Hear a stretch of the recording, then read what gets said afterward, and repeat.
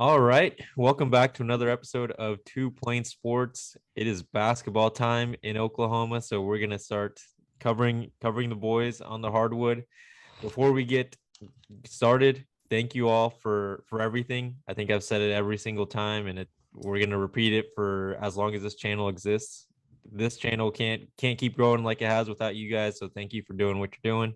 Keep liking, subscribing, turning on the notification bell. Follow us on Twitter and Instagram. We're almost at 1,000 followers on Twitter. So if you haven't followed us on there, help us out. I think we're like 20 away or something like that. So go check it out. Link is down in the description. And if you don't like looking at us, link to the Spotify is down below. Make sure to check it out. Everything is at Two Plain Sports. Let's get started. So we're recording this on the 6th. So it's been a couple of days. We're a week into conference play for Oklahoma, and we are 1-1 so far, beating Kansas State on New Year's Day and lost to Baylor on the 4th. And I think the team's been looking pretty good. But before I go any further, Brandon, you want to tell us your thoughts on how the team's looking so far? No, yeah, definitely really good. Baylor, at Baylor on what 2 days ago, the 4th, I guess, is when they played that game. We were always in that game the entire time. It seemed like it was always, it would fluctuate from anywhere the deficit from like 5 to 9 to at most 10, but they were always in it. And even late in the game, I think a minute left in the game, they were down 5. They put themselves in a position to win that game, steal a game on the road at the number one team in the country. That in itself is impressive. And that's obviously one loss, and I'm not going to say we should have won that game. But that's a game, we were very much in and could have won that game. Maybe not should have, but could have won that game. The other two losses, you look at the first loss of the season was that loss at Utah State in, I forget the tournament that it was in. I feel like Oklahoma totally blew that game. That's a game they should have won. I feel like they were in control of that game till late, kind of let it choke away, got away from them. Then the Butler game, we absolutely screwed that game up. That's a game that there's no way Oklahoma should have lost that game.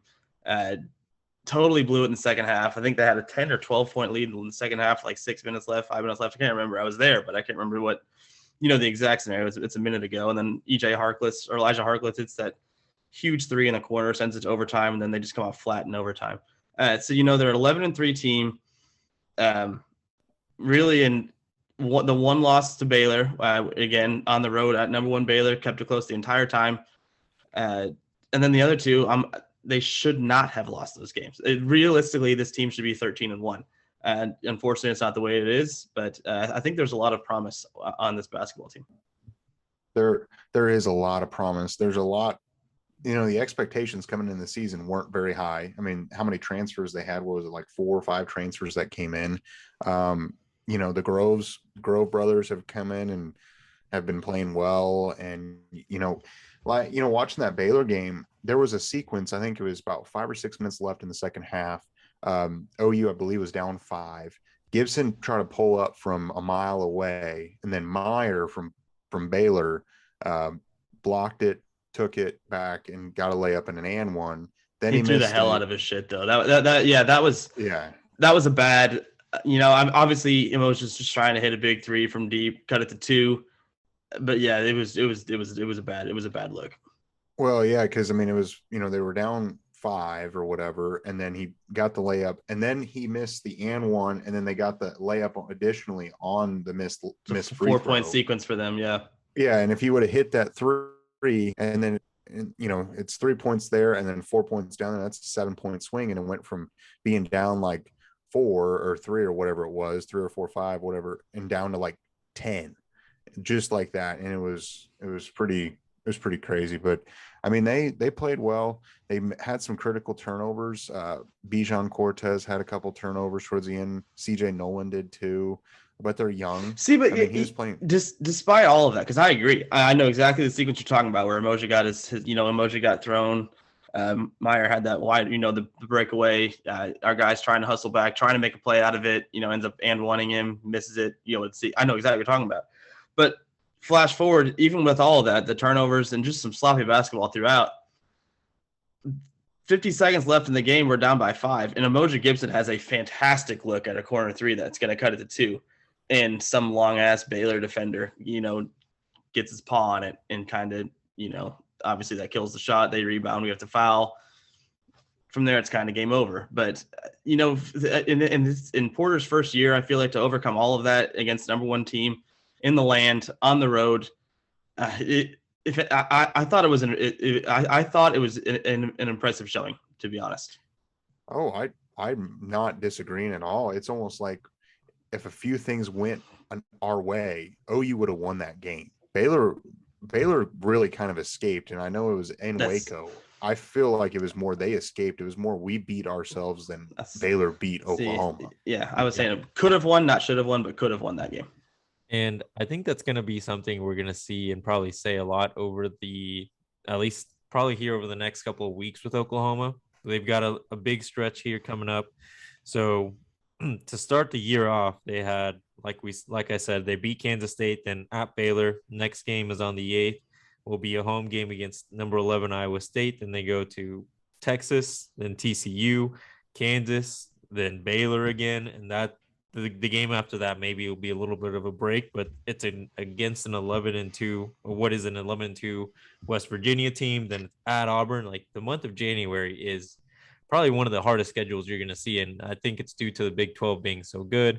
We've got the number one team in the country, and we haven't even played Oklahoma State yet by the end of January. So this is going to be a tough stretch, and I think Brandon, before we recorded, said if we come out 500 from this next 6-game stretch, it's going to be it could be a really great season for Oklahoma as long as they don't keep beating themselves. Yeah, and coming into conference play, they already had 2 top 15 wins. I know Arkansas has lost a handful of games now, and I mean, I understand, but 2 top 15 wins, and like Brandon said, if you go 3-3 in here, and hypothetically, let's say they beat Iowa State and they beat Texas, and maybe they beat Auburn. I mean, that resume with Florida and Arkansas is probably one of the best in the country, if not the best, even if the record doesn't quite say that. Even if you lose at Texas, it's definitely a winnable game, but at Texas, whatever, we'll see what happens. I think the games that we have to win, to keep that 3-3, that 500 mark that we're talking about, we got to win at home against Iowa State. I know they're 11 in the country, but there's no doubt that's a game we can win. You got to take care of business against TCU, and you got to take care of business against West Virginia. Those are 3 games that Oklahoma can win. And then even if you drop a couple close ones to Texas on the road, Kansas is Kansas. They're always good. They're number 6 right now. And then you got Baylor again, but this time Baylor comes into Norman. But even if you drop all 3 of those and you grab the other 3, you grab Iowa State, you grab West Virginia, and you grab what else was it? Auburn. TCU. Auburn and TCU twice. Yeah, that's 3-3. Auburn could be a tough one, but I don't know. It's important now that because at the end of the day, they're 11-3. You don't want to implode that to 11-9 because then, despite those 2 top 15 wins, you're going to be in a bad spot. Yeah, I mean, I don't think they're gonna. I really think they're gonna win a handful of games this year that we're gonna be shocked, or a lot. Maybe the national media will be shocked by. And I really think that this team could be a top 25 ranking by I think they should be late top 25 February right now, honestly. Well, I do agree. I know they were getting a handful of votes, and they were like 20 something or 30 something. Yeah. They were close. Yeah, and it's impressive. I think one of you alluded to it earlier. It's Porter Moser's inaugural season as a head coach at Oklahoma, and he's able to produce a really good product on the court. They're just a really young team right now, not just with their age, but there is a little bit of an experience. I think the most experienced players are, Tanner Groves, Gibson, Jacob and Harkless. Groves, yeah. Ethan Chagwa is also a grad transfer. Played some pretty big minutes for us. He's got that veteran leadership. And there's a lot of young players that play as well, with mainly, I think the biggest name I can think of is Cortez, and he's starting to get a little bit more minutes now. I know at the beginning of was he the highest ranked freshman we have from this last recruiting class? CJ Nolan was. Okay. But he was, he was the top recruit in his class, and he's definitely going to be an important part to what Porter wants to build later on. It just, his youth right now is probably what's holding him back a little bit, and the talent ahead of him. Yeah. I mean, this team will probably come into the March Madness tournament, I would imagine, as a, 6 through 9 seed, somewhere in there, which they might win a few games in the bracket, But and I think the ceiling is pretty high for this team. and I mean, as you know, with Porter Moser's just his track record, his team seemingly always play their very best basketball at the most important time of the season. So I mean, if Oklahoma does manage to get into, or if let's say we are an 8 seed or a 9 seed going into the tournament, that has to be right on par or higher than his Loyola teams were. And obviously, what he did in Loyola, I mean, we know what that is, a Final Four and a Sweet 16. It's exciting to see. I think in 2 months it'll be more exciting, obviously, but it's exciting now to kind of project and see where we think we might be. Yeah, and going way back, I mean, way back when we started this channel, and well, maybe when the news broke about Lon Kruger leaving, and when Porter Moser was being hired, gosh, I think that was within one of the first few episodes we ever did, and it got 20 views or whatever. But we talked about how fast could this team compete for a Big 12 championship. And I think, I haven't gone back and looked, but I think I said 2 or 3 years. And I don't remember what you guys said, but I didn't expect him to be this good this fast. Granted, I didn't expect this many transfers in either, but I didn't expect to lose Devion Harmon to the Ducks. But I really think this team could compete this year. I mean, I know you've got Kansas and Baylor. I'm not saying that they're going to win, but they might win 1 or 2 of those games against them. And State has been a little bit of a disappointment early on in the season. I think people thought they were going to be a lot better than what they've shown so far. That's not to say, obviously, there's a lot of basketball left, that they can't, come to that product that we all thought they would be. But at least to this point, they have not been. At least I don't think they have not been the team that we thought they would be. They lost like Oakland State or something early. Yeah, they're not the team we thought they'd be so far. Yeah, they're 7-5.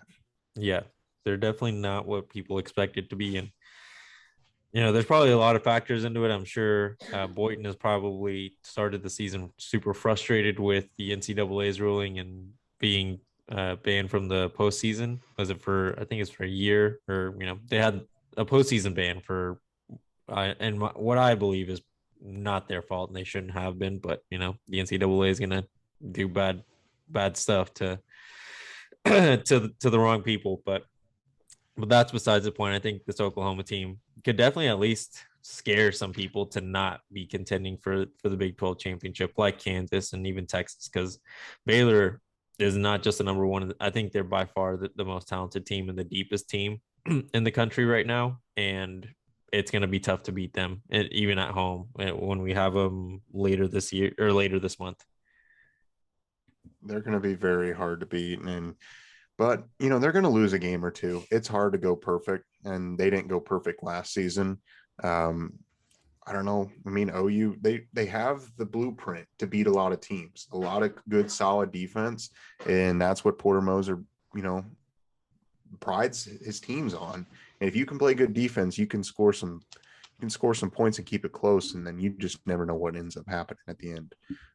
But I do agree, Brandon. I do think they should be 13-1. I mean, they had a chance to be 14-0 if we're being completely honest. I agree, but I think they should have won those first 2 games. I think Oklahoma, that was just a total choke job against Utah State and Butler. I think we screwed that up. I think we could have won the Baylor game, but there's never a point in that game where I was like, man, we're going to win. Like, we should absolutely win this game. Like, that's game, it was always close, and there was always a possibility, but it never felt like we blew it. Or, there was a couple of big sequences, as you mentioned, the Emoji Gibson swat, it leads into a, 4-point swing, whatever. But overall, good effort, good to see, encouraging. Yeah, I definitely agree. Iowa State is a game that they have to have if they're not going to blow up the record. And, I do think that they could win that at home Saturday. I hope Lloyd Noble is packed. It's Saturday evening. There's really no excuse, for us to not show up for this team that's actually pretty good. I mean, it's not like it's a bad team. If you're in the area, I would highly encourage you guys to go. Definitely. I think another thing I'd like to hear from you guys about is who are the players, or one player or 2 players, that are really standing out that maybe you didn't expect to, or just overperforming your expectations for the year so far? You got to start with Tanner Groves, right? I mean, Tanner Groves is the clear cut answer to that one, at least for the first one. I think for me is CJ Noland is stepping up faster. And I know he played in that Kansas State game more, and he had a career high. I think he had 10 points because of the COVID protocols. Groves was gone and a few others were gone. Both Groves and Bijan missed that game. Yeah. And so Nolan got a lot of playing time, and I think he's benefited from it because he played quite a bit at that Baylor game. I think he's going to be someone that you're going to see down the road as the season progresses. He's only going to get better. And I think he's going to play bigger and bigger minutes. And he's been the surprise. And obviously Tanner Groves has been great. And, Gibson's been good and Harkless has been good. But I really like to see Nolan step up. And Cortez has been playing halfway decent as well for this team. Yeah, I agree with you both. But I've become a fan of Jalen Hill. That dude attacks the boards. It seems like every time the ball's up in the air, he's in the area and has the opportunity to grab the rebound. He's averaging 5.9 right now, so 6. So he's doing the bulk of the work on the boards with Tanner Groves and Harkless. But I think all those guys are going to be important for this team to really, get to the top of what they can be this year and compete in the tournament. Because I think this team, like you said earlier, Brum, this team can compete in the tournament. They just have to get there. They have to prove that they belong. Yeah, they might upset a few people. And if you don't watch a lot of Big 12 basketball, you might be shocked about how good this team is, especially if they might Definitely finish third or fourth in the Big 12. They might finish, but they might go out there in the tournament and beat some top 1 or 2 teams in other conferences. That's when Porter's teams are always at their best at the perfect time. He always knows how to get them peaking right when they need to be peaking. Definitely. Do you guys have anything else to add before we wrap it up today? I'm just excited. Yeah, I'm just excited for Saturday. If you love OU football, you got to love OU basketball too. Just be a fan of the school, and these games are a lot of fun to watch. They're going to win some big games this year. Yep. For sure. Make sure that you guys are tuning in when the games are on television and you get the channel. And if you're in the area, like Brum said, make sure you're going to the LNC. That place is super fun to be at, and it gets really loud when that thing is packed. So make sure to get there if you can. Brandon, do you want to do your end of video? Yeah, let's. So obviously we all talked about, we said, I think Brum predicted anywhere from a 6 to 9 seed. I think we agree with that. And then I think a tournament run is almost imminent. I'm not saying a Final Four run or a Sweet 16, in year 1 or Elite 8, whatever. But I think, around a 32, potentially right on the brink of that Sweet 16 is where I can see this team realistically year 1. Let's hear, if you would finish the video, where does this Oklahoma basketball team finish? Where do you have them going? NIT, NCAA tournament, how far in the tournament? What is your end of season prediction for Oklahoma basketball? Definitely. Cool. Well, make sure to do that. If you made it this far, thank you so much. And don't forget to make that comment. Make sure that you don't forget to like, subscribe, turn on the notification bell. All that stuff is super important. It helps us out a lot. So we want to thank you for that. If you don't follow us on Twitter and Instagram, go do that at 2 Plain Sports. Links are down in the description. And again, if you don't like seeing us, we completely understand. It's not going to hurt our feelings. Go ahead and check us out on Spotify. Follow us on there. Download the episodes so you can hear us in your car while you're working out, whenever you want to hear it. It's maybe easier for you to access that way. Thanks again, guys. We'll see you next time.